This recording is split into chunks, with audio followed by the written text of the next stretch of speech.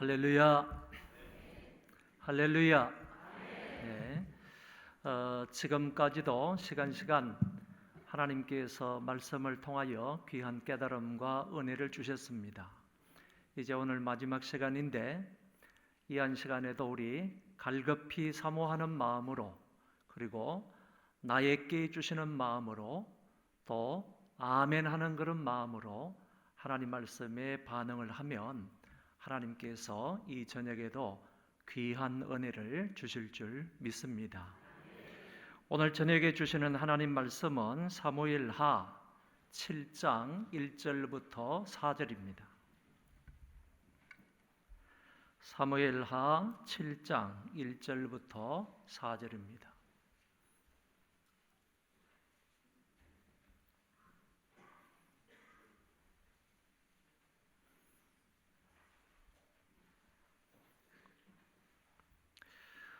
교독하도록 하겠습니다. 여호와께서 주의 모든 원수를 무찌르사 왕으로 궁에 평안히 살게 하신 때에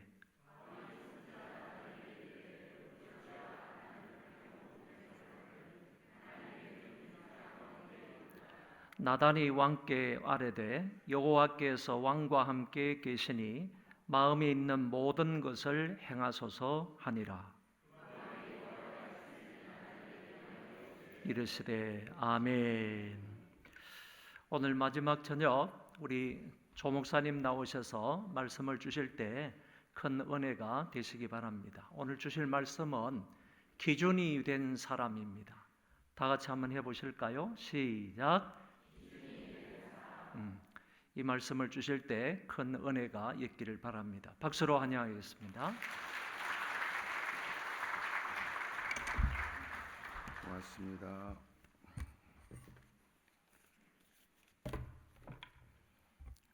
아버지 하나님, 은혜 주시려고 허락하신 이 밤 우리 모두가 사모하는 마음으로 하나님 앞에 있습니다. 헐떡거리는 중심으로 주님을 바라보고 주의 말씀에 또 응하겠습니다. 부끄러운 자신의 지적에 대한 그 모든 것도 수용하고 이제부터 해야 될 일들에 대한 주님의 지도를 쫓아 주님의 손끝을 바라보고 모든 일을 결정하려고 합니다. 남편과 아내와 자식과 부모를 위해 기도하는 간절한 기도를 모르지 않는 주님이 불쌍히 여기시고 은혜를 베풀어 주셔서 자녀들은 은혜 안에 잘 성장하게 하시고 좋은 소식이 끊임없게 하여 주셔서 믿음 생활에 보람 있게 하여 주시기를 원하며 생활에 하나님이 이모저모로 섬세하게 살펴주심으로 허약한 육체에 강건함이 있고 병든 몸 고쳐주시기를 원하고 다양한 염려와 근심과 염려로부터 벗어나게 하여 주옵시며 가는 길이 열려지게 하여 주옵시고 수고에 대한 결실이 풍성하게 하시고 계획된 일의 경영이 이루어지게 하여 주옵시며 추진하는 일에 역사하여 주옵시고 날마다 하나님께서 아름다운 만남에 복이 있도록 도와주옵소서. 좋은 교회 만나게 하시고 귀하신 목사님을 통하여 날마다 양육과 지도와 가르침을 받게 하심을 감사합니다. 온 교회가 하나된 모습이 되어져 이전보다 더 거룩한 일을 꿈꾸게 하여 주옵시고 더 지역사회에 영향력 있게 하시고 교계에도 큰 영향력을 끼치도록 은혜를 베풀어 주옵소서.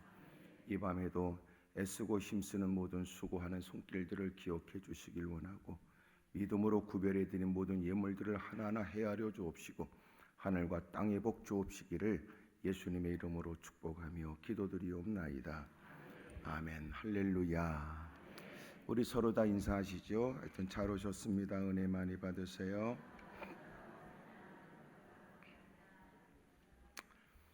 하나님의 마음에 합한 사람 다윗에 대한 얘기를 오늘 말씀을 같이 나누려고 합니다. 무엇보다도 하나님이 기뻐하셨던 사람, 하나님 마음에 합한 사람, 다른 사람에겐 그렇게 붙여준 것 같지 않은데 하나님은 다윗을 하나님 마음에 합한 사람 그러셨어요. 하나님이 너무너무 좋아하신 거예요. 예? 하나님은 양들 가운데서 뽑아서 최고의 자리에 세우시고 사울의 칼날을 피해 도망다니는 어려운 중에도 하나님이 생명사계로 지켜주시고 또 숱한 많은 대적들과의 싸움에도 가는 곳곳마다 이기게 하시고 또 하나님께서 드디어 오늘 성경에 보면 그 모든 왕이 되고 난 다음에 그가 왕이 될 때도 하나님께서는 이미 이새의 아들 다윗에게 기름을 부으라고 했을 때는 사울이 여전히 왕으로 존재하고 있을 때 하나님께서 사울을 버렸고 사무엘에게 가서 그에게 기름을 부으라고 그랬어요. 여러 자녀가 있지만 막내인 그에게 기름을 붓게 되었는데 아버지도 그가 뭐 그런 사람이 될 거라고 상상도 못했죠.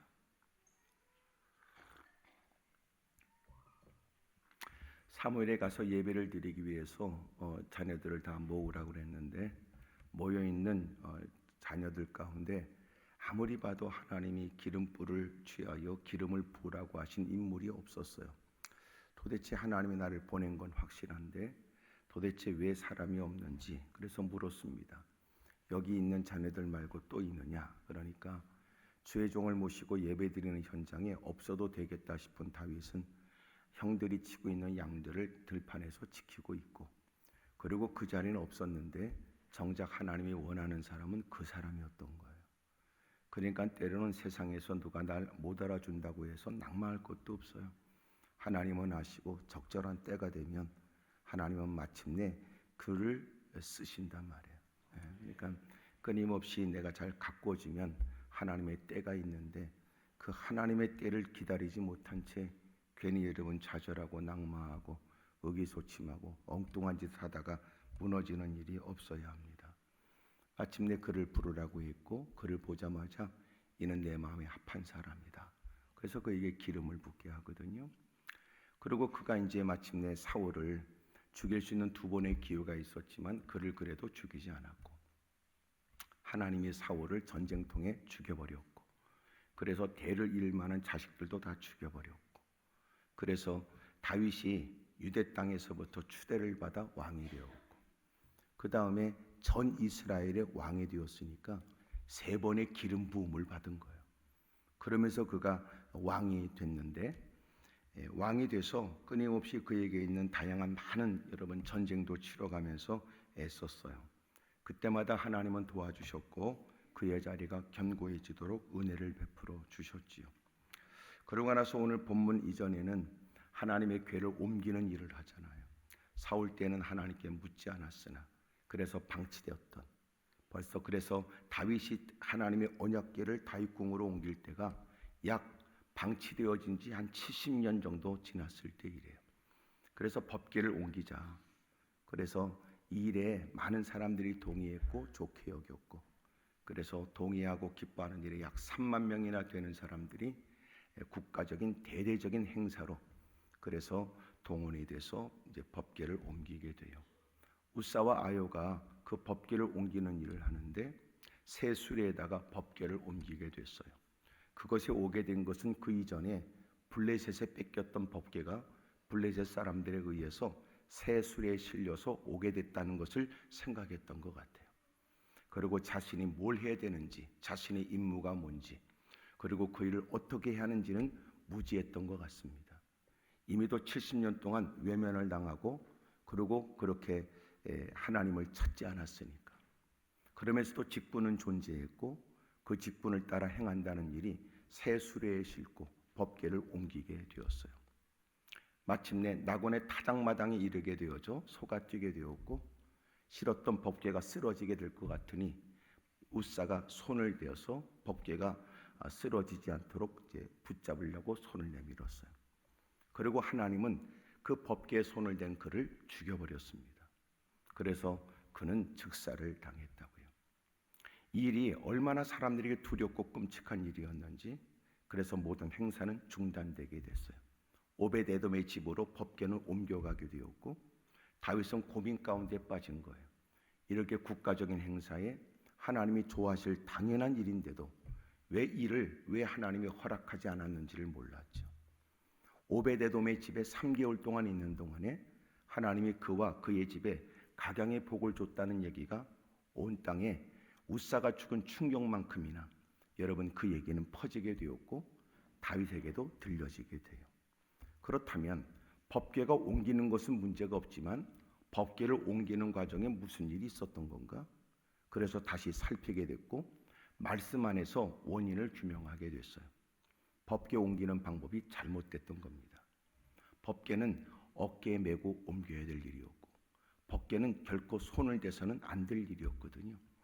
이미 하나님이 말씀하셨던 일이요, 직분자라면 그 일에 관해서 누구보다도 잘 알고 있어야 될 내용이었지만, 여러분, 그렇게 자기의 직분은 존재해도 직분을 어떻게 감당해야 될지에 관해서는 무지했기에 그 일을 위해서 감당한다고 하는 일이 이렇게 끔찍한 일을 초래하게 됐던 거예요. 그래서 사람들을 모아 다시 법궤 옮기는 일, 우리가 지난날 잘 몰랐으나 법궤를 메고 올리자.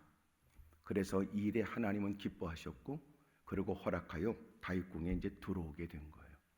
그래서 법궤 옮기는 일을 마치게 됐지요. 하나님께서는 그 나라에 평안히, 여러분 이런저런 시달리는 일이 없도록 하나님이 은혜를 주셨을 때의 일이 오늘 7장에 있는 내용입니다. 하나님이 기뻐하는 일이랄지라도 하나님의 뜻대로 하지 않으면 안 돼요. 참 이게 중요한 얘기가 오늘 이제 본문에도 이어집니다. 7장 1절, 여호와께서 주의 모든 원수를 무찌르사 왕으로 궁에 평안히 살게 하신 때에 왕이 선지자 나단에게 얘기했어요. 나는 백향목국에 거하는데 하나님에게는 휘장 가운데 장막 가운데 있도다. 나단이 왕께 아뢰되 여호와께서 왕과 함께 계시니 마음에 있는 모든 것을 행하십시오. 하나님의 전을 지어드리겠다고 하는 그가 자발적이고 자원하는 마음으로 이미도 하나님의 베푸신 은혜를 따라 행하겠다는 일들은 얼마나 멋진 일이에요. 주의 종이 지켜보면서도 저토록 받은 바 은혜를 따라 그저 나름대로 고민한 것 같고 하나님을 기쁘시게 하려고 애쓰는 중에 그렇게 뭔가 제안한다는 일이 너무너무 귀하지요. 나단 선자가 듣기에도 너무나 가슴이 후끈했어요. 야, 하나님이 당신과 함께하니, 하나님께서 당신과 이미 함께하시니, 하나님의 당신을 기뻐하시니, 그러므로 당신은 마음에 원하는 대로 하십시오. 그것은 나단 선자가 듣기에도 기뻐하고 동의할 만한 일이었기 때문에 그래요. 그런데 하나님이 그날 밤에 그 나단에게 말씀하신 거예요. 그날 밤 여호와께서 말씀하시기를, 한마디로 말하면 하지 말래요. 오늘 사무엘하 7장에는 여러분 그런 분명한 말이 없지만 역대상 17장 4절에는 건축하지 말아라 그랬어요. 건축하지 말아라, 이렇게 분명하게. 그러니까 하나님께서 건축하지 말어 그런 거예요. 언제나 하나님을 기쁘시게 하겠다는 마음이 우리에게 있지만, 그러나 내가 하나님을 사랑하는 마음, 하나님의 이름을 위하는 마음, 하나님께 받은 바 은혜에 응하여 하나님의 뜻을 받들겠다고 하는 갸륵하고 귀한 마음이지만, 그러나 하나님의 뜻과 늘 일치하는 건 아니에요. 확실한 건 우리가 하나님을 위하는 이 마음을 하나님이 아시기 때문에 하나님은 그가 원하는 일들은 허용하진 않아도 하나님은 그 마음으로 주님을 향하는 그 애틋한 마음을 주님은 아신다는 거예요. 그래서 하나님은 그에게 복을 주시는 거거든요. 하나님, 내가 이거 이루어드리고 싶어요. 누가 봐도 동의할 일이에요. 주의 종이 보기에도 기뻐할 일이에요. 모든 사람이 다 손뼉치고 좋아할 일이에요. 그러나 하나님의 뜻하고는 늘 같은 건 아니에요. 우리에게 중요한 건, 신앙은 뭐예요? 내가 여러 가지 좋은 환경이 돼도 그래도 중요한 건 하나님의 뜻이다. 하나님이 원하신다면 열악한 중에도 해야 될 일은 해야 되지만, 때로는 여러 가지 조건을 갖췄다 할지라도 하나님의 뜻이 아니라면 아니지. 이게 신앙이에요. 하여튼 아멘을 꼭 집에 가서라도 꼭 하시길 바랍니다. 오늘 성경에 여러분 제가 여자로 시작되는 단어들을 계속 나열하게 될 거예요. 여러분 다윗에게서 느끼게 되는 그의 바른 신앙은 뭘까? 첫째 것은 뭐냐면 여건이 주어져도 여건이 아니라 여전해야 된다는 거예요. 자, 여건은 뭐냐면 그는 이미도 자기가 사울의 칼날을 피해 도망 다녔던 때도 있잖아요. 그럼에도 불구하고 그때는 자기가 사울을 죽일 수 있는 기가 막힌 기회가 주어져도, 자기를 따르는 200명, 400명, 600명의 사람들이 자기와 함께해도 그를 죽일 수 있는 기가 막힌 기회에 하나님이 당신의 지금까지 억울한 사정을 알고 당신의 힘들고 어려운 형편을 모르지 않아 당신에게 그 모든 것을 행할 수 있는 기회를 주신 것이 아니냐 얘기했어요. 누가 봐도 겉으로 보면 그림이 그렇게 그려져요. 누가 봐도요. 사람들이 건네는 형편에 걸맞는 얘기는 수긍이 돼요. 하지만 그럼에도 불구하고 다윗은 안 된다. 하나님이 그분에게 기름을 부어서 허스으니 그를 바르지 않다 하여 그를 징계하거나 정죄하거나 그를 죽이는 것은 내게 주어진 권한이 아니다. 그러므로 나는 그럴 수가 없어. 그러므로 자기는 어려운 처지지만 그래도 그를 살려줘요. 2번씩이나 살려주잖아요. 사울은 그때마다 여러분 참여하는 듯 보여줬어요. 하지만 달라지지 않아요. 2번씩이나 그렇게 신실한 믿음을 보였던 다윗, 그는 하나님께서 사울을 죽이고 난 다음에 추대를 받아 유대의 왕이 되고 그리고 전 이스라엘이 왕이 되었을 때 그가 갖는 마음은 여전했어요. 하나님의 뜻을 살폈고 하나님이 기뻐하시는 일들을 행하겠다고 애쓰는 거예요. 내가 지금까지 오늘이 있기까지 하나님의 은혜를 내가 부정할 수가 없다. 지금까지도 하나님이 나를 지켜주셨고 돌봐주셨다. 쫓기는 처지에 운신이 폭이 좁고 날마다 여러분 잠자리가 불편하고 때는 날마다 긴장 속에 살아가야 되는 처지에도 여전히 하나님이 먼저가 됐던 사람, 하나님이 우선이 됐던 사람, 하나님의 뜻을 존중히 여겼던 사람. 근데 그는 여건이 달라졌어요. 이제는 모든 것들을 마음껏 결정할 수 있는 절대 권력을 갖고 있는 왕이 됐잖아요. 이만큼 되면 사람들은 어떤 생각을 할까요? 그만큼 되면 즐길 생각을 하죠. 힘들고 어려울 때 남들을 욕하면서도 부러워했던 여러분 그 죄를 지으려고도 할 거예요. 여러분 지금까지 사람들이 잘못됐다고 정죄했던 일들을 그는 그 위치에서 서슴없이 행할 가능성이 큽니다. 그러나 다윗은 그러지 않았어요. 최고의 자리에 오르게 되자 여러분 그것은 하나님의 은혜라는 사실을 또렷하게 기억하고 있는 그는 지난날 하나님을 섬겼던 골리앗 앞에 섰던 그의 모습처럼 사울의 칼날을 피해 도망다니면서도 그를 죽일 수 있는 기가 막힌 기회가 주어졌을 때, 그리고 자기를 따르는 사람들은 이것은 하나님이 당신에게 주신 기회가 아니냐고 얘기했을 때도 변함없이 하나님을 두려워했고 그리고 하나님을 먼저 생각했고 하나님의 뜻을 존중히 여겼어요. 이제는 최고의 자리에 오르게 됐습니다.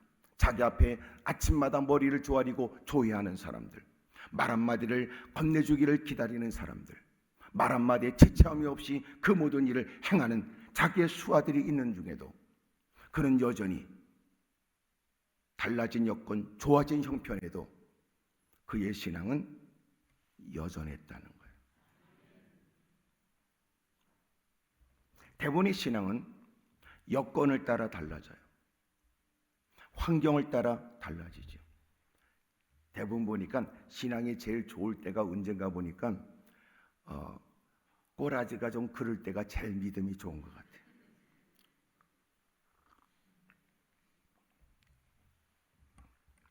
절박한 상황만큼 기도도 절박하게 해요.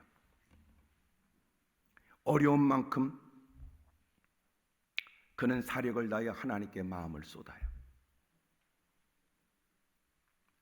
형편이 개선되고 위치가 달라지고 환경이 좋아지면 달라져요. 제일 먼저 눈빛이 달라지는 것 같아요. 성경에서 말하는 눈에 교만기가 가득해지는 거예요. 걸음걸이도 약간 달라질까? 말투도 좀 달라질까요? 행동거지에 변화가 있을 거예요. 이제는 어려울 때는 주눅 들었다가 남다른 위치에서 자신을 어떻게든지 과시하고 싶거나 드러내고 싶은 마음이 일어날지도 몰라요. 그러면서 그들이 많이 쓰는 말들이 뭐냐면 아이고 제가 좀 교만해서요 라고 진짜 교만한 것을 감추는 듯 교만하다고 얘기해요. 그러면 누군가는 그를 겸손하게 여길 거라고 계산하는 거거든요. 그래서 제가 좀 교만해요. 그건 믿지 마세요.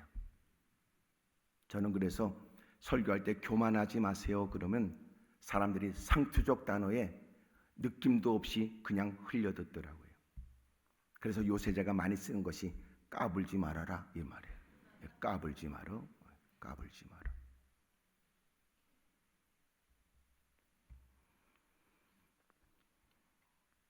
형편이 좋아지면 환경이 좋아지면 어떨까요? 지금보다 여러분 더 좋아지면 지금 같은 믿음보다도 더 믿음이 좋아질까요? 지금보다 여러분 환경이 좋아지고 또 자녀들이 잘 되고 또 풍요로워지고 기름지어지면 막 그렇게 마음껏 할 수 있는 여건이 주어지면 우리는 어떨까요? 몰라요. 한마디로 말해서 몰라요. 그러니까 대부분은 다 어려울 때는 절대로 나는 그렇지 않습니다. 하여튼 그런 것은 결코 용납할 수 없지요. 하여튼 저는 절대로 안 그럴 겁니다. 그러지만 그때가 되면 달라진다는 거예요. 제정신이 아니에요. 왜냐하면 그렇게 높은 자리에 올라가면 어울리는 부류가 달라져요. 벌써 사는 동네가 다르면은요 수준이 달라져요. 그리고 곁길로 갈 가능성이 더 커지죠. 그래도 이따가 또 기도하자고 그러면 또 어쨌든 많이 달라고 그럴 여러분. 그래도 일단 높은 자리에 올라가 보자 뭐 이런 생각으로 부르짖고 부들부들 떨 수 있는 가능성이 있는 여러분. 그래서 하나님 내게 너무 많은 물질을 주지 마십시오. 나도 모르게 주님을 부인하는 일이 없도록. 하지만 주님 너무나 없어서 내가 또 쓰러지는 일이 없도록 나의 연약함도 헤아려 주십시오. 참 여러분 이게 어려워요. 하나님이 우리에게 여건을 주시면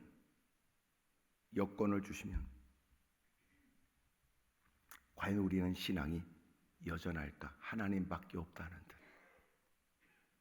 그 풍요와 기름짐 속에서도 뭐가 부족할까 싶은데도 늘 기도했던 자리에 변함없이 무릎을 꿇고 애절함으로 주 이름을 부르면서 때로는 울먹거리기도 한다면 누군가는 자기 수준의 그를 바라보며 집안에 무슨 일이 있나? 이런 수준으로 생각할 때 정작 그는 하나님 내게 이렇게 각별한 은혜를 베풀어 주신 것은 주님이 저를 향하신 기대가 있을 터인데 주여 제가 주의 뜻에 민감하게 해주십시오. 그리고 누리는 환경 때문에 내가 착각에 빠지지 않게 해주십시오. 누군가 부러워하면서 부추기는 얘기에 대단하다는 얘기에 마치 성공자로 얘기하는 그 얘기에 취하여 이것이 자수성가한 결과인 줄 착각하거나 그렇게 자기의 성공담을 떠버릴 거리로 생각하는 부끄러운 일이 없게 해주십시오. 많은 사람이 주목하는 가운데 여러분 그렇게 그 자리에 오르기까지의 스토리를 누가 듣고 싶어 하면 그는 누구보다도 누구와 달리 여러분 대단한 것은 없었으나 모든 사람이 더 성실하고 진실되이 산 것은 존재하지만 오늘이 있기까지는 전적인 하나님의 은혜를 부정할 수 없어 누군가에겐 낯선 이야기인지 몰라도 하나님을 말하지 않을 수 없습니다. 이래야 되는 거 아니에요? 그런데 대부분은 하나님이 빠져버리더라고요. 내가 얘기하잖아요. 간증은 그래서 유익도 있지만 아주 해악스러움도 있어요. 간증을 처음 할 때는 떨리는 음성에 그 뛰는 가슴으로 여러분 막 말이 조리 없이 그냥 막 흥분 속에서 하나님을 말하지만 시간이 지나면 일이 익숙해지면 이제는 하나님이 내게 베푸신 그 간증, 하나님의 놀라운 기적을 갖고 은근히 나를 드러내고 싶어해요. 주어가 바뀌는 거예요. 하나님이 주어였다가 이제는 내가 주어가 돼요. 마치 그걸 듣는 사람이 느끼기에는 저 사람은 우리보다 더 낫다 이렇게 느껴지죠. 그러나 본래 진정한 간증이라면 하나님은 정말 전능하시구나. 하나님은 그 눈물을 외면하지 않고 간절한 기도에 역사해 주시는 거냐. 나도 더 열심히 기도해야 되겠다. 이런 마음을 느껴야 되는 거 아니에요?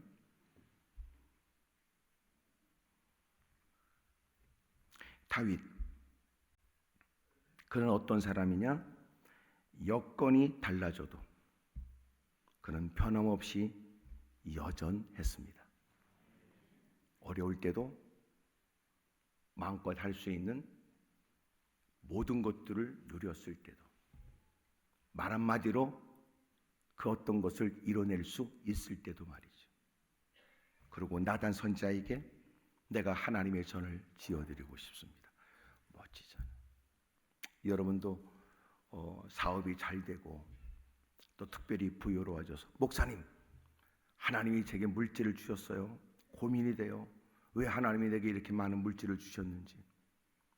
아무리 봐도 교회 특별히 목사님 뭐 하시려고 했던 거 있으세요? 교회에서 뭘 하려고 하는 거 제가 좀 담당하면 안 될까? 이러면 얼마나 좋아요. 하여튼 아멘부터 하면 그럴 일이 일어날 가능성이 훨씬 크지요.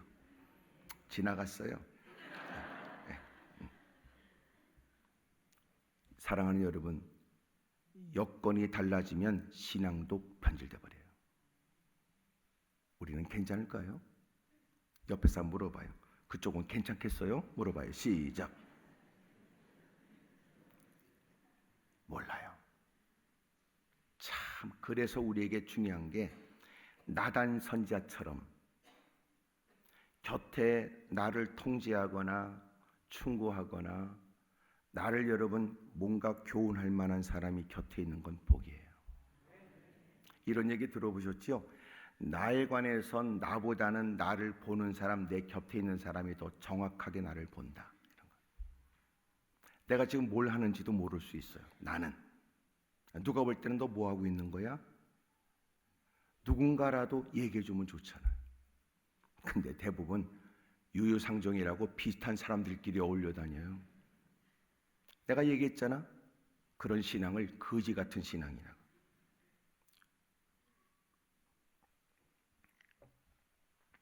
지네끼리 어울려 다니면서 밥 퍼먹고 커피 마시고 낄낄거리며 그리고 지네끼리 만족스럽다는 듯이 하는 얘기가 이만하면 우리도 믿음이 괜찮지 그지 그래서 거지 같다는 거예요. 네가 괜찮다고 해서 괜찮은 거냐. 그래서 형편을 따라 살지 않고 믿음으로 사는 사람. 여러분, 그것이 다윗이 우리에게 보인 모범적 신앙이에요. 하나님 그에게 다양한 복을 주셨어요. 그런 그에게 그가 원하는 성전 짓는 것은 주님이 원치 않았어요. 성전은 짓지 말어. 그런데 놀라운 건 다윗이 성전을 짓고 싶어 했다는 것도 대단하지만 더 대단한 건 성전을 짓지 말어 그랬는데도 하나님의 뜻대로 하겠다는 거예요. 누군가는 멋지게 그렇게 자기가 하나님께 받은 바 은혜를 따라 어떤 흔적을 남기고 싶었던 차에 뭔가를 좀 떠올려 해보려고 시도했는데 하나님께서 아니야 그거 하지 마. 그거 하지 마. 특별히 여기 하나님께서 나단 선자에게 말씀하셔서 나단 선자가 전하잖아요. 그 말을 딱 들으면서 마음들이 어떨까? 그런데 놀라운 건 다윗은 남다른 자원하는 마음에 하나님의 거룩한 일을 제안했지만 그 제안에 관해서도 하나님이 하지마 그럴 때도 하나님의 뜻을 쫓으려고 했던 시도였으니 하나님이 뜻이 그렇다면 그 뜻을 수용했어요. 그러니까 대단하지. 에? 하나님을 어떻게든지 기쁘시게 하려고 애썼던 사람. 그리고 결국은 하나님의 뜻을 따라 하고 싶었으나 할 수 있는데 할 수 있는 능력도 있는데 하지 말라고 하는 그 말씀도 순종했다니 대단하죠. 제가 그 전에 섬겼던 교회 목사님은 아주 특별하셨었어요. 교인들 가운데 집사가 하도 엉터리면 아무개 집사 일어나 일어나. 야, 너 집사가 돼가지고 그렇게 살면 되냐? 너 오늘부터 집사 그만둬. 그럼 집사 그만두는 거예요. 본래 서리 집사는 설이 내려야 끝나는 거거든요. 근데 설이 내리기 전에도 주님이 그 목사님이 끝 그러면 끝나. 야, 나는 그거 보면서요 놀랐어요. 근데 더 놀라는 일을 봤어요. 다음 주일날 그 사람은 또 나와요. 그것 때문에 시험 들지 않는다는 거예요. 대단하잖아요. 목사님이 나를 위해서 잘못된 것 지적하여 때로는 망신이라고 느껴지는 그런 일도 나를 이렇게라도 하지 않으면 내가 고쳐질 것 같지 않으니까 이렇게라도 내 신앙을 염려해 주시는구나. 그런 생각. 다르죠? 우리하고 생각이. 여러분 표정은 뭘 의미하는 거예요? 에? 그런 교회를 왜 다녀 이러는 거예요? 그러니까 중요한 건 다윗도 하나님의 전을 지어드리고 싶었다니까. 근데 누군가는 멋진 발상을 해도 보이지 않게 그것으로 자기를 과시하고 생색내려고 하는 사람도 없지 않아 있겠죠. 그런데 하나님이 나는 그거 원치 않아. 그럴 때 보여지는 그의 진실된 믿음을 보세요. 하나님의 뜻이 아니세요? 그러면 괜찮습니다. 그러고 나서 다윗이 했던 일이 뭔지 아세요? 성전을 짓기 위해서요 오만 것들을 다 준비해놔요. 하나님이 솔로몬을 통해서 성전을 짓길 원한다는 일에 자기는 성전을 짓지 못하지만 성전을 지은 일에 부족함이 없도록 잔뜩 자기 사비로도 잔뜩 해놔. 그렇게 정말 중심으로 하나님의 전이 지어지기를 원했던 거예요. 이런 거죠. 내가 짓지 않아도 괜찮아. 하나님의 전이 지어져? 나는 그거 기뻐하지. 이런 거 아니에요. 우리는 간혹 열심히 일하다가 누군가 얘기해. 집사님 뭐 그렇게 열심히 해? 누가 알아준다고. 뭐 때문에 그렇게 수고를 해요 권사님? 누가 알아준다고. 이런 얘기 들어본 적 있어요? 들어본 적 없으면 해본 적은 있는 거예요? 여러분 보세요. 그런 얘기를 들으면 누군가는 부하가 치밀어 오를 수 있을 때 신앙의 사람들은 그런 일에 흔들리면 괜찮아요. 어때요? 누가 알아달라고 하는 것도 아닌데 어때요? 누군가라도 해야 될 일. 어때요? 왜 우리는 신앙의 수준이 왜 그렇게 안 될까?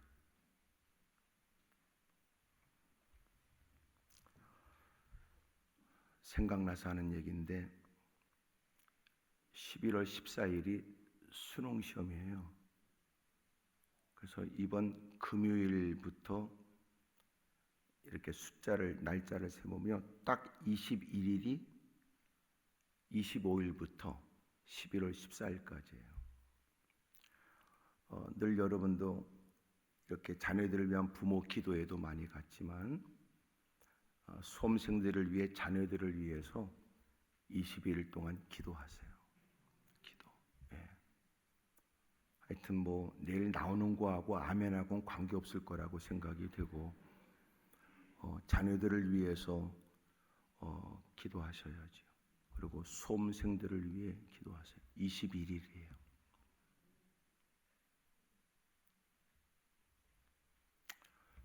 그런 중에도 금요일이니까 오늘 수요일, 목요일 하루 더 해도 괜찮아요. 내일 새벽부터 새벽 기도를 드리세요. 요때 안 하면 앞으로 더 추워지잖아요. 그러니까 좋을 때니까 여러분 교회 수험생들을 위해 기도하고 또 우리도 자녀들을 위해서 기도해야지.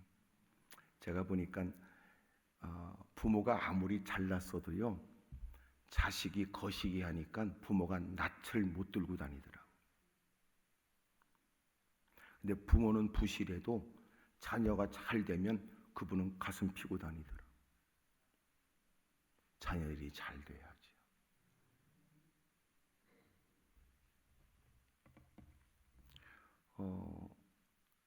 하세요. 21일을 하든지 22일을 하든지 하세요. 그렇다고 여러분이 그런다고 해서 나와준다고 지가 내 기도를 하겠어요? 지가 지 기도하지. 그래도 나는 지가 지 기도를 한다 할지라도 나는 여러분들의 기도를 강조해야 될 책임이 있고, 또 그렇게 권면을 받아 엎드려 기도하는 자녀를 위한 기도에, 수험생들을 위한 기도에 하나님의 반드시 보람된 일들을 주실 줄로 믿습니다. 다윗은 그렇게 하나님이 주신 여건을 그는 타락되거나 부끄러운 일로 쓰지 않았고, 그의 신앙은 여전했어요. 부침이 있는 인생을 살아가며 신앙이 여전해야 돼요. 흔들림이 없고 요동함이 없다.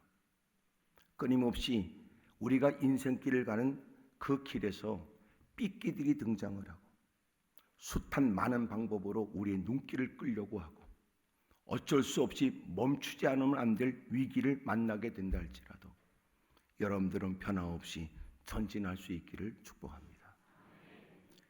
두 번째, 사무엘하 7장을 넘어가서요 11장을 보세요. 11장.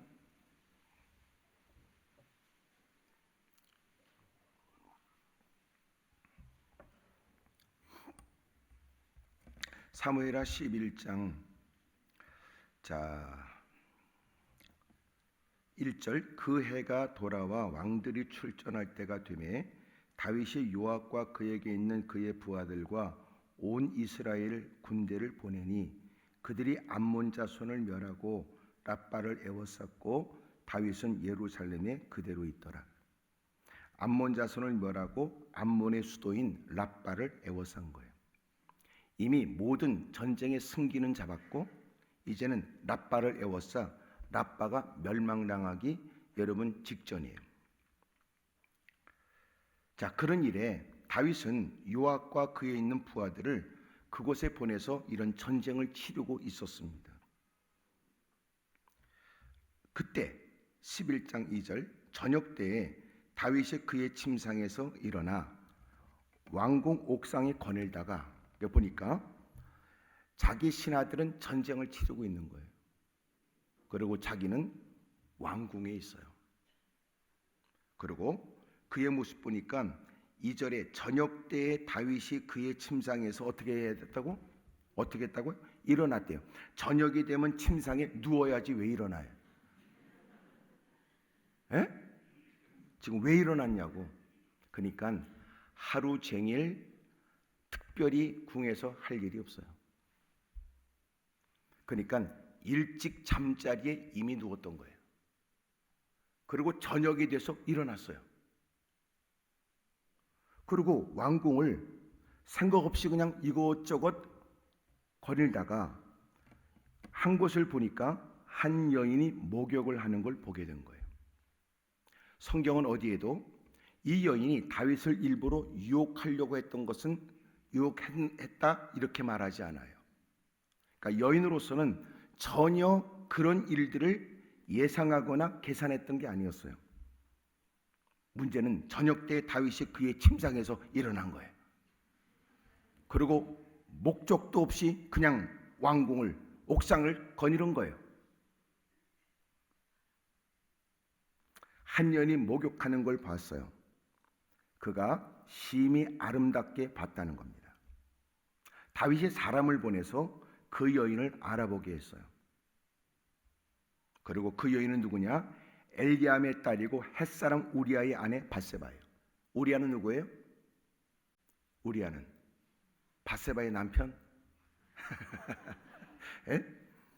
예. 여러분, 우리아의 아내 밧세바인데 이 우리아는 누구냐면 사무엘하 23장을 보게 되면 거기에는 37명의 다윗의 용사 중에 한 사람이에요. 그러니까 출중한 뛰어난 용사 중에 한 사람이 우리아예요. 그럼 자기는 지금 가서 치열하게 싸우고 있을 때 승기는 잡았다고 할지라도 전쟁은 어느 때 어떤 일이 일어날지 모르니까 긴장 속에서 그 야영을 하면서 지내야 될 자기의 부하들을 생각하고 자기는 궁궐에서 자기의 책임을 다해야 되잖아요. 설령 자기가 보여준 누군가가 내 마음에 여러분 보고 싶다, 어찌 해보고 싶다 할지라도 그가 누군가 알아보라 했더니 우리아의 아내래요. 그러면 목숨 걸고 나라를 위해 왕을 위해 싸우는 그 우리아의 집안을 자기가 돌봐줘야 될 책임이 있잖아요.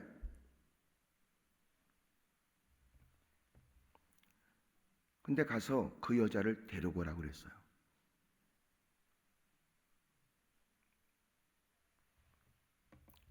여기 여자가 그 부정함을 깨끗하게 하였으므로 4절에 나오는데 이것은 여인이 생리를 하고 난 다음에 그래서 목욕을 했었던 것이다 이렇게들 얘기하거든요.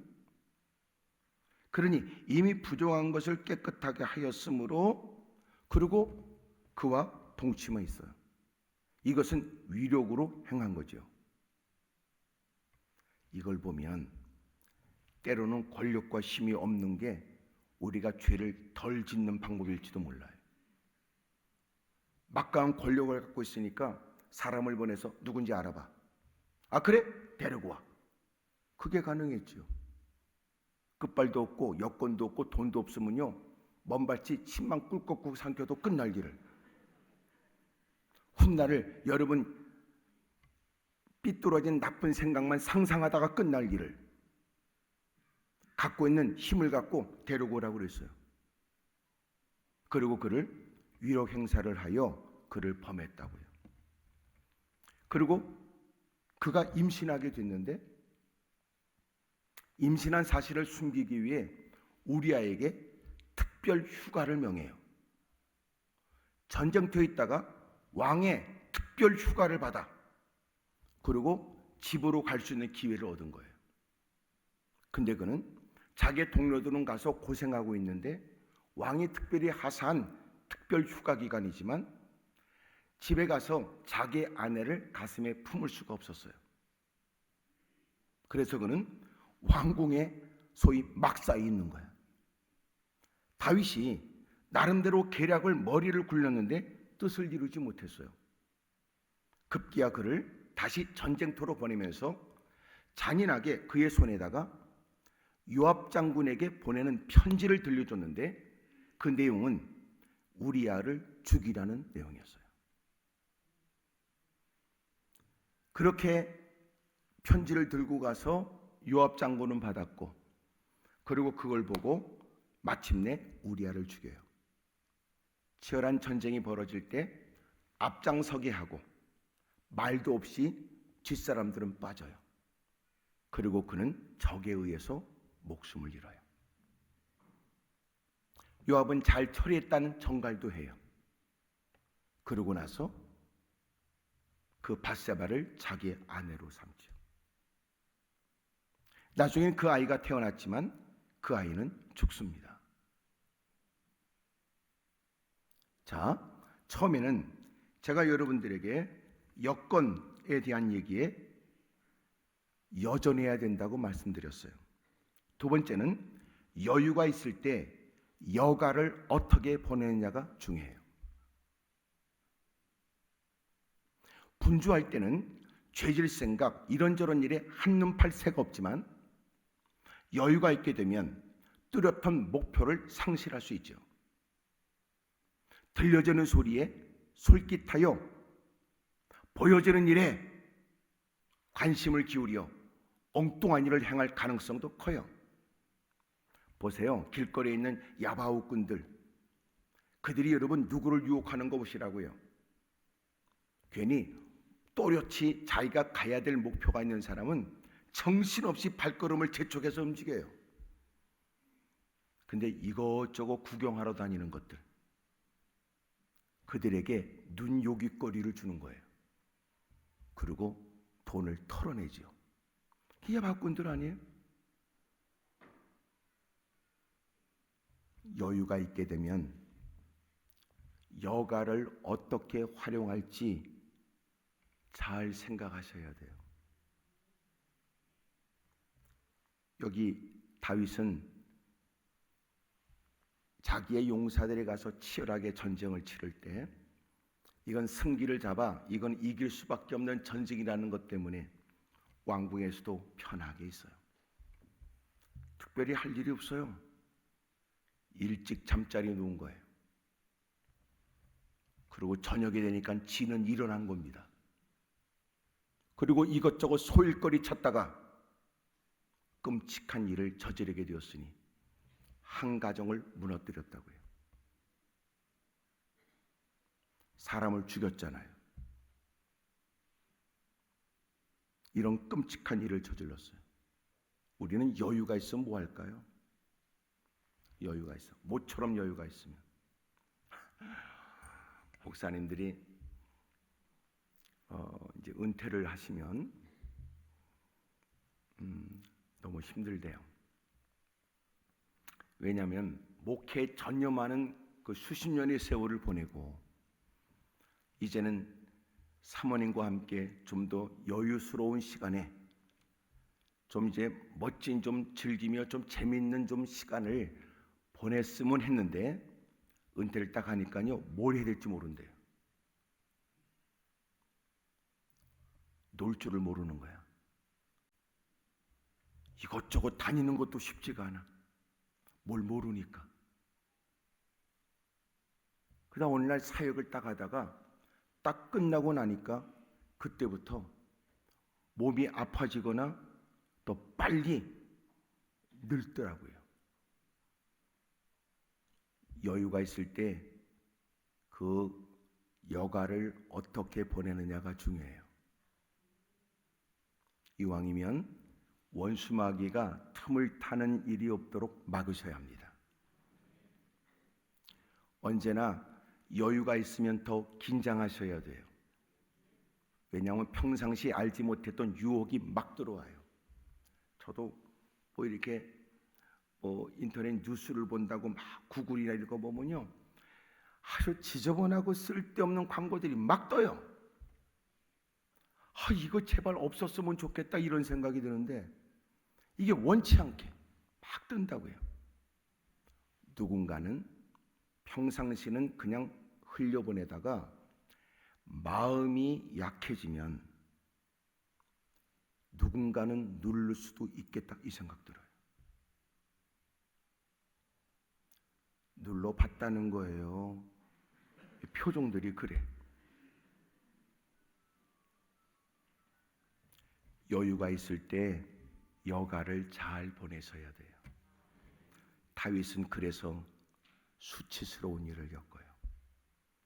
요압 장군을 통하여 그를 죽이려 하고 그리고 요압에게 자기의 약점이 잡히잖아. 참 부끄러워요. 나중에 요압을 어찌하지 못하고요. 그 다음 대를 잇는 솔로몬에게 그 요압을 처리하게 만들어요. 그리고 요압도 죽거든요. 우리가 더 두려운 건 어쩔 수 없이라도 주의 이름을 부를 때가 오히려 감사하고 여유가 있을 때 그 여가를 어떻게 보내는지 그게 우리에게 위험할 수도 있어요. 책을 또 열심히 또 볼 수 있길 바랍니다. 얼마 전에 제가 그 전에 또 살았던 책인데 이렇게 이렇게 한번 들춰보니까 정철이라고 하는 카피라이터가 쓴 내 몸 사용 설명서라고 하는 그런 책이 있어요. 내용이 그렇게 돼 있어요. 소금은 썩지 않는다. 땀도 썩지 않는다. 땀 흘리는 사람도 부패하지 않는다. 하지만 침만 흘리는 사람이 있다. 침은 썩는다. 침만 흘리는 사람들은 부패한다. 부패한다 이런 글이에요. 정직한 땀을 흘리면서 수고한 사람들은 부패하지 않는다. 그러나 남의 것을 탈취하여 자기의 탐욕스러움을 채우려고 하는 사람들, 이리 때처럼 침만 흘리는 사람들은 부패한다 그랬어요. 언제나 더 성실하고 신실되이 살려고 애써야 되겠더라고요. 옆에 사람 다 물어보세요. 그쪽은 땀을 흘립니까? 침만 흘립니까? 물어봐요. 시작.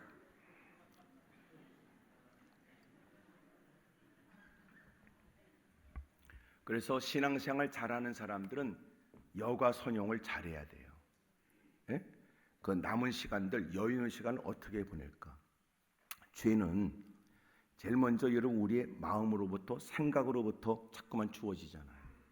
그러니까 내가 어떤 일을 저지르기 전에 진정한 그의 경건은 홀로 있을 때 그가 무슨 생각을 하느냐, 그것으로 알 수 있대요. 진짜 경건은 어떤 누구로부터 눈치를 보거나 간섭받지 않아도 될 홀로 있는 공간에 그가 무슨 생각을 하는지.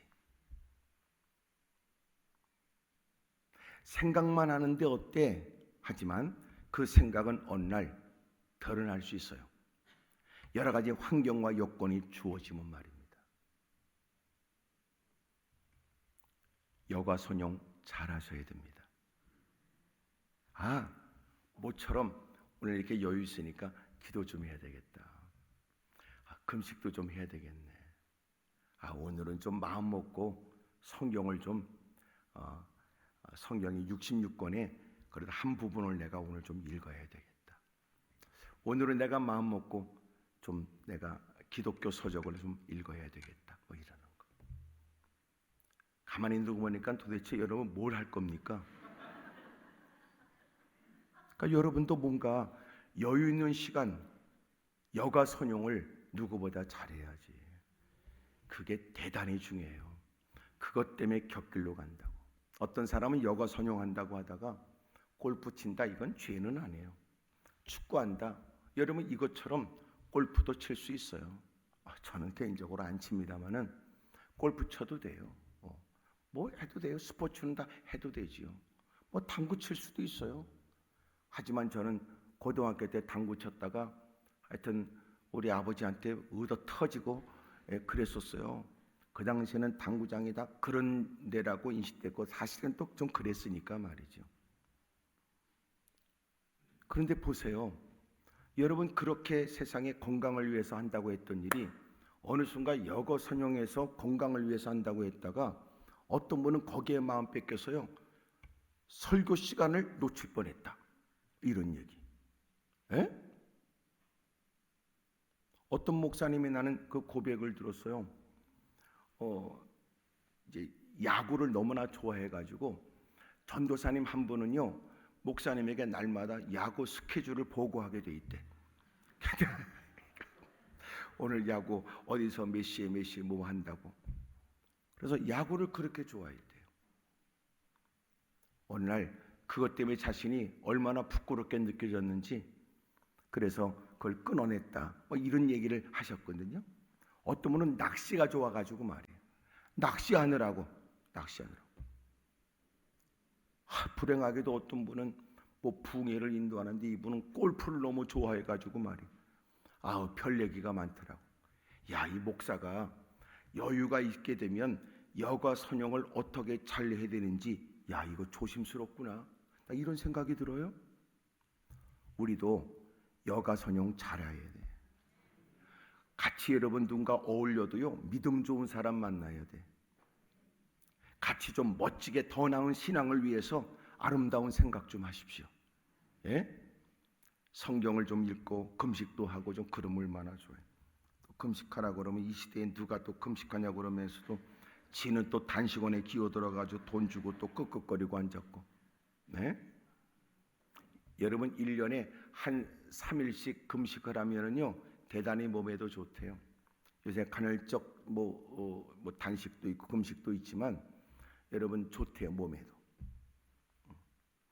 지오그래픽인가 거기서 나온 것도 내가 봤는데 이게 과학적으로도 1년에 한 4일 정도 이렇게 금식하는 것이 몸에 대단히 좋대요. 그리고 다이어트에도 효과가 있다, 이런 얘기. 요새는 하여튼 설득력이 있으려면 다이어트 얘기를 해야 된다고 하지만 사실적 얘기예요. 사실적 얘기.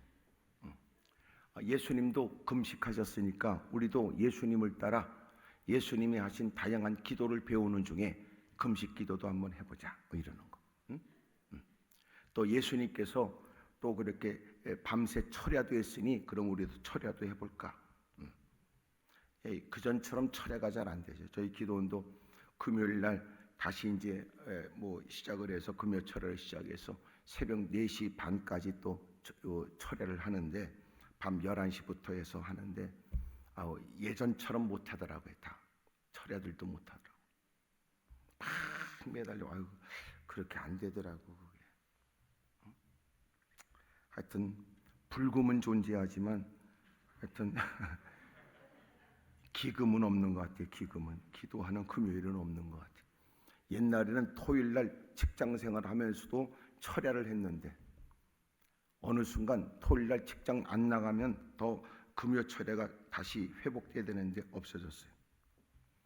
그리고 점점 줄어들죠. 어쨌든 기도하는 게 중요한 거니까. 그러나 금요 철야의 의미는 예수님을 따라서 해보자, 이제 그런 생각이잖아요. 하여튼 여러분, 주님을 따라가면서 다양한 기도도 배우십시오. 소리내서 기도하는 것도 배우길 바래요. 히브리서 5장 7절에 예수님이 육체로 계실 때 심한 통곡과 눈물로 간구와 소원을 드렸다는 것처럼 사력을 다하여 떨어지는 땀방울이 핏방울 되도록 주 이름을 부르며 몸부림치며 기도하는 것도 배우세요. 시편에 거듭 등장하고 있는 여러분 부르짖었다는 얘기를 기억하십시오. 사도행전 2장에 교회가 세워지면서 그들이 모여 소리를 높여 부르짖었다는 것도 기억하십시오. 소리를 내야만 꼭 기도가 되는 건 아니라 정말 하나님의 은혜를 갈망한다면 그는 소리를 내지 않을 수가 없을 거예요. 여러분은 여유가 있을 때 여가 생활을 어떻게 할 것이냐, 여가를 어떻게 보낼 것이냐. 다윗이 쓰러졌던 가장 가슴 아픈 사연은 여유가 있던 어느 날 저녁에 침상에서 일어나 생각 없이 궁 위를 걷다가 그만 끔찍한 일의 시작이 생겼어요. 자, 세 번째 하나만 찾아보죠. 사무엘하 역대하부터죠. 역대하.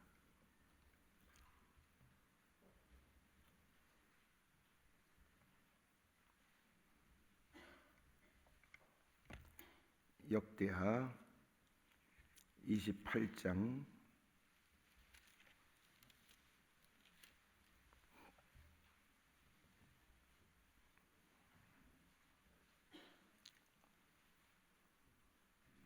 1절 다 같이 시작. 아하스가 왕위에 오를 때 나이가 20세라 예루살렘에서 16년 동안 다스렸으나 그의 조상 다윗과 같이 아니하여 여호와 보시기에 정직하게 행하지 아니하고. 한 장 넘어가서 29장 2절 다 같이 시작.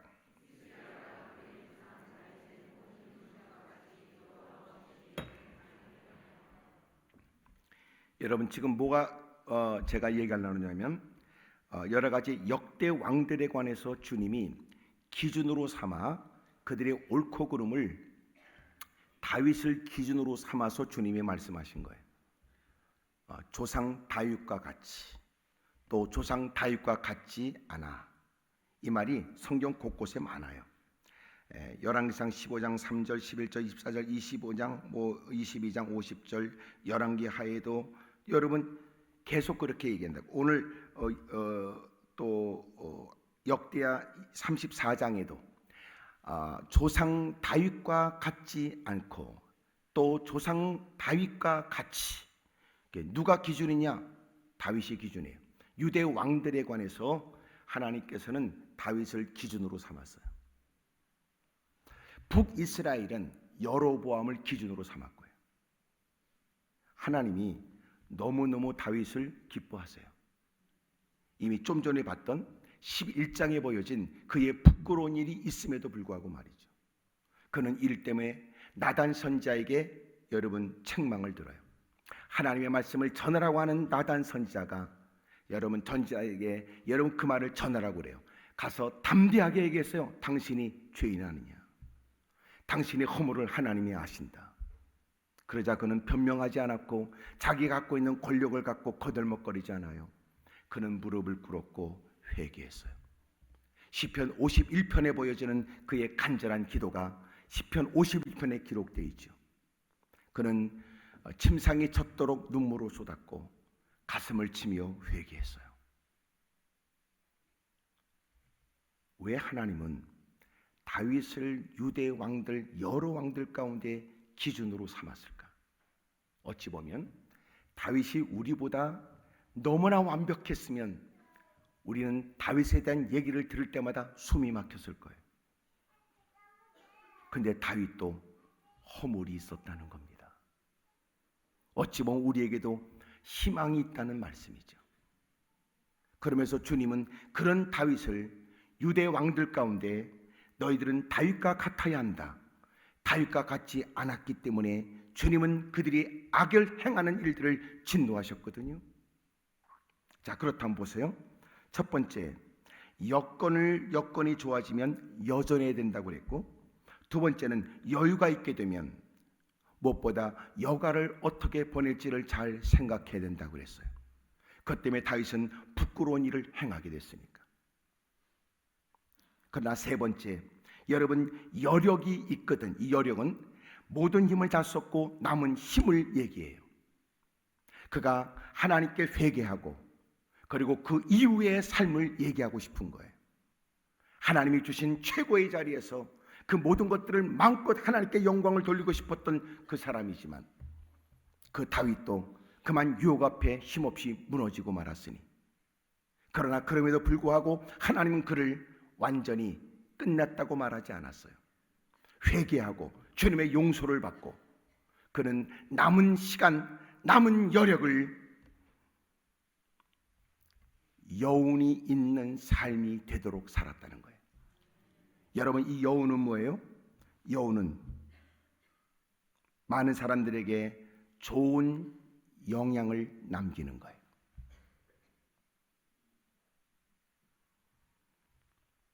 지금까지 부끄럽게 살았던 것을 회개하고 이제부터는 나는 하나님께 바르게 살아야지. 그리고 이 허물보다는 하나님이 기뻐하시는 뜻대로 산 사람으로서 사람들에게 기억에 남아야지.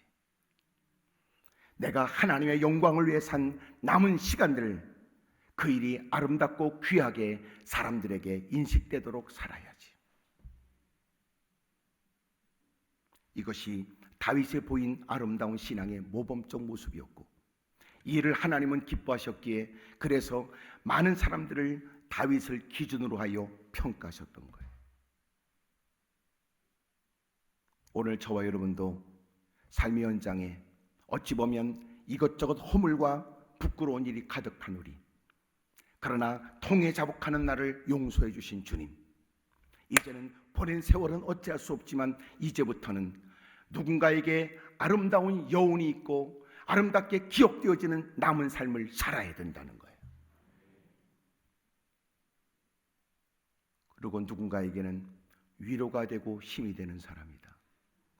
암흑기를 떠오를 때마다 나도 회개하고 돌이켜 이제는 달라져야 되겠다는 생각을 가졌다. 멋진 생각 아니에요? 지금까지는 어찌할 수 없지만 이제부터는 말이죠. 무화과나무에 예수님이 저주하셨던 말씀을 기억하세요? 겉으로 보니까 잎은 무성했다. 그곳에서 무슨 열매가 있을까 주님은 기대하고 다가가셨어요. 잎은 무성했는데 열매 하나가 없어요. 주님이 그 나무를 저주하시죠. 이제부터 사람들이 내게서 열매를 따먹지 못하리라. 근데 중요한 건 그때 거기다 그렇게 써놨어요. 성경에 무화과의 때가 아님이라 그래요. 그걸 통해서 우리가 깨닫게 되는 건 겉으로 볼 때는 뭔가 있어 보여도 실상은 아무것도 없는 사람도 있겠구나. 내 때를 쫓아 지금은 때가 아니라고 말하는 사람에게 주님은 불현듯 호련히 주님의 때에 그의 모든 것들을 살피실 수도 있겠구나. 또 하나는 주님이 지금까지 어떤 사람에게도 문제없었던 그 나무를 향하여 이제부터 사람이 내게서 열매를 따먹지 못할 것이다 하심으로 나무는 저주를 받아 말라버렸어요. 이제부터가 중요한 거예요. 이제부터. 요한복음 9장에 보면 시각장애인을 해서 사람들은 얘기했어요.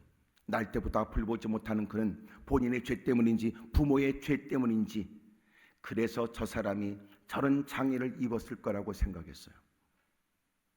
서슴없이 사람들은 그 사람을 놓고 얘기하고 있을 때 제자들이 물었죠. 예수님, 이 사람은 본인의 죄일까요? 부모의 죄 때문에 그럴까요? 그렇지 않다. 하나님이 하시는 일을 나타내고자 하심이라 그랬어요. 우리는 지금까지로 그 사람을 평가하고 싶지요. 그러나 하나님은 이제부터 하실 일들이 있기 때문에 그를 부르신 거예요.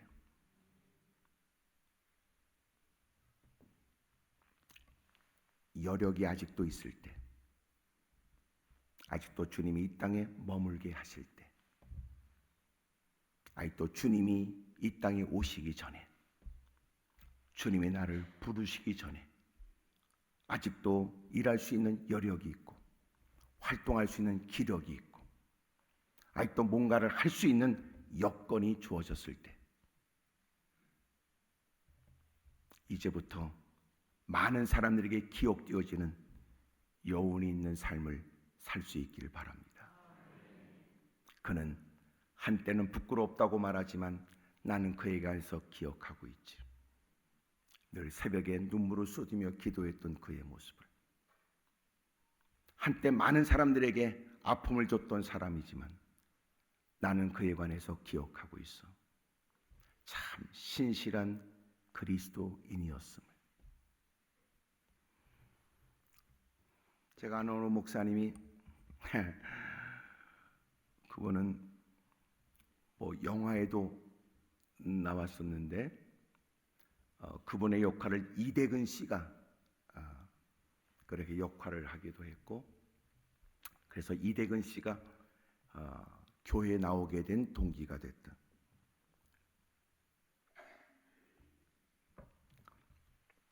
그 목사님은 한때 나쁜 짓을 너무나 많이 했어요. 그래서 도끼에 맞기도 하고 그래서 자녀를 낳을 수가 없는 그런 형편이 되기도 하고 얼굴에도 큰 흉자국이 있고 근데 이분이 감옥에서 교도소에서 회심한 거예요.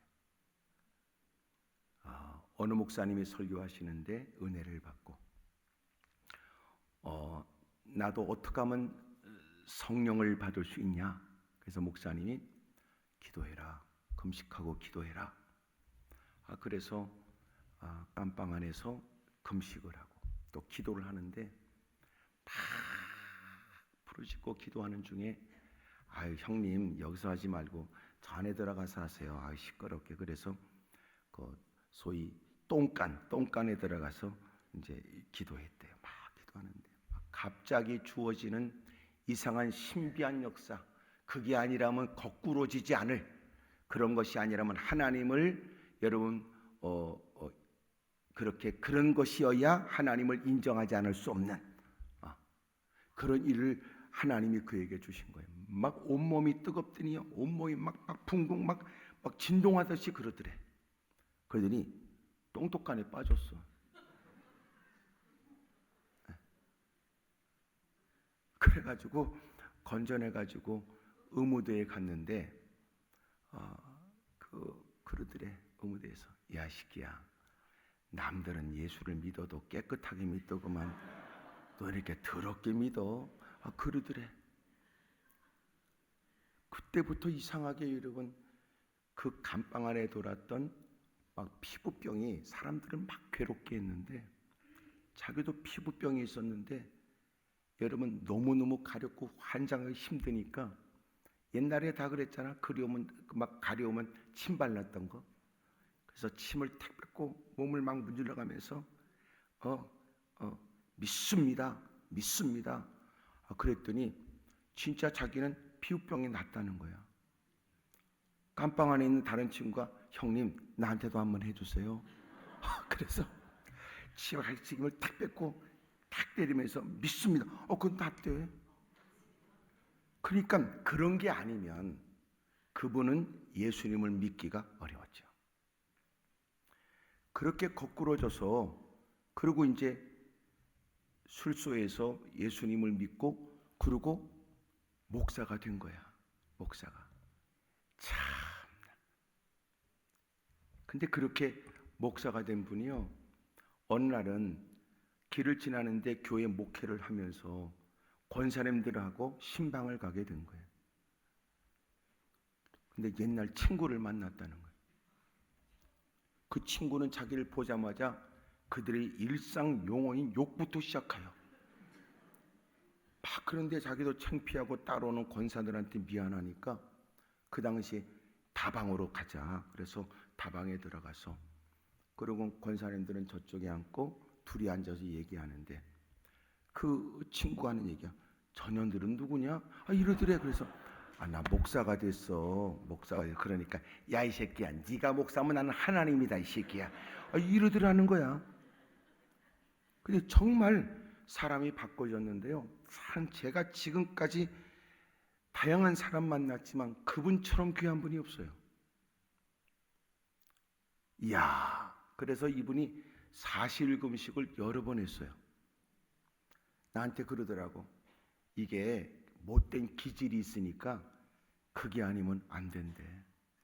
그래서 막 저를 그때 만났을 때 막 신문에 나오는 아무개가 무슨 감옥에서 뭐 회심해서 신학을 해서 전도사 목사가 됐다고 하는 얘기는 전부 다 그거는 믿을 게 아니라는 거지. 얘기하더라고. 다 자기 후배들이야. 후배들. 그러니까 자기도 끊임없이 그런 욕구가 막 일어난다는 거예요. 저는 왜 그 말을 하느냐. 그분이 지금까지 살아왔던 인생은 부끄럽지만 제게 그분에 대한 기억은 뭐냐면 아름다운 여운이에요. 참 귀한 분이다. 사람이 회심을 해도 저렇게 해야 된다. 달라질래도 저렇게 달라져야지. 그런 분이에요. 지금까지는 괜찮아요. 어찌할 수가 없어요. 이제부터라도 남은 여력을 쏟아. 이제부터라도 가정 안에서 우리 부모님 때문에 나는 상처를 입었으나 회심하여 돌이키게 된 부모의 모습은 내게 너무너무 아름답게 기억되어진다. 그 눈물배인 기도, 사력을 다한 몸부림치는 헌신들, 아낌없이 주님을 기쁘시게 하겠다고 애쓰는 그 모든 일들은 그 모든 부끄러웠던 일들을 다 잊어버리고 나는 그것이 내 마음에 남는다. 이렇게 말이죠. 그러니까 다윗은 하나님께서 가는 곳곳마다 여러분 다윗을 너무너무 사랑했는데 마음에 합한 자, 모든 사람들에게 기준이 되는 사람, 저와 여러분도 그리 되기를 바랍니다. 할렐루야. 오늘 세 가지 말씀드렸어요. 여건이 되면 여전해야 돼요. 여유가 있거든 여가를 잘 보내야 됩니다. 여력을 이제부터 여운이 있는 일이 되도록 그 남은 여력을 집중하셔야 됩니다. 하나님의 거룩한 일들을 위해서 말이죠. 지금까지는 괜찮아요.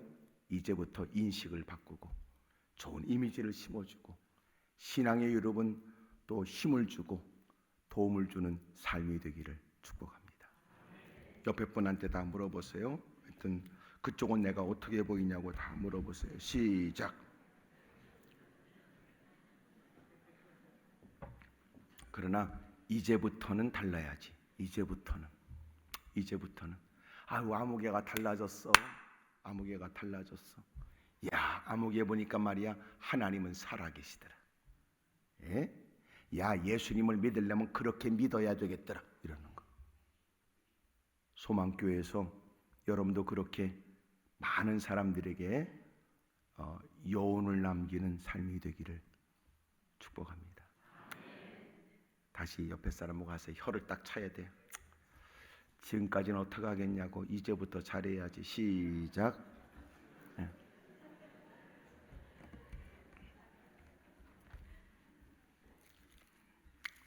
우리 찬송하십시다.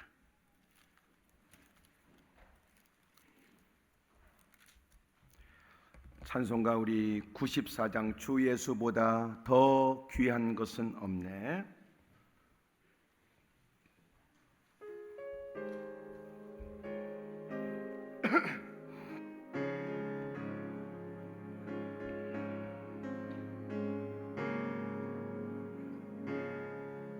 주 예수보다 더 귀한 것은 없네. 이 세상 부귀와 바꿀 수 없네. 영죽은 내 대신 돌아가신 그 놀라운 사랑 잊지 못해. 세상 즐거움 다 버리고 세상 자랑 다 버렸네. 주 예수보다도 귀한 것은 없네. 예수밖에는 없네. 주 예수보다도 귀한 것은 없네. 이 세상 명예와 바꿀 수 없네. 이전에 즐기던 세상 일도 주 사랑하는 마음 뺏지 못해. 세상 즐거움 다 버리고 세상 자랑 나 버렸네. 주 예수보다도 귀한 것은 없네. 예수밖에는 없네. 주 예수보다도 귀한 것은 없네. 이 세상 행복과 바꿀 수 없네. 유혹과 핍박이 몰려와도 주 섬기는 내 맘 변치 않아. 세상 즐거움 다 버리고 세상 자랑 다 버렸네. 주 예수보다도 귀한 것은 없네. 예수밖에는 없네. 전능하신 하나님 아버지, 하나님께서 이번 성에 우리가 나누는 말씀이 우리에게 복이 되기를 원합니다. 깨달은 말씀을 따라 새로운 시작이 있고, 또 하나님께서 지적하심을 따라 또 고백과 회개가 있고, 또 하나님께서 우리에게 갖게 하시는 비전을 쫓아 기대하는 마음으로 더 힘써 헌신하며 기도하는 삶이 되게 하여 주옵소서.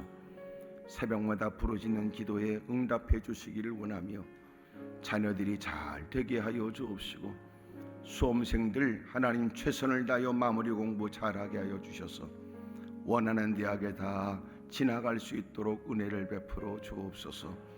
온 교회가 한 마음이 되어져 드리는 기도에 교회의 수험생들 다 대학에 지나가게 하시고, 그리고 출중한 하나님의 사람으로 캠퍼스 안에서도 주님을 증거하는 복된 삶이 되게 하여 주옵소서.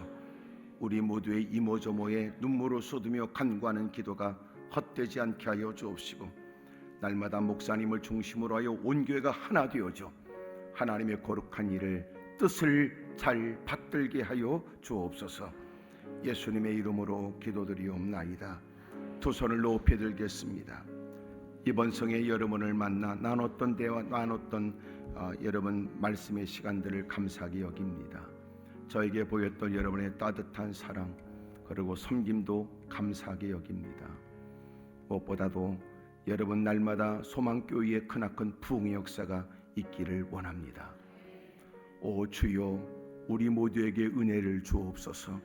여러분 주님을 크게 세 번 부르고 한 10분씩 15분씩 간절히 기도하다가 돌아가셨으면 좋겠고, 내일 새벽에 다시 새벽 기도가 시작되고, 금요일부터는 여러분 22일이 딱 금요일부터거든요.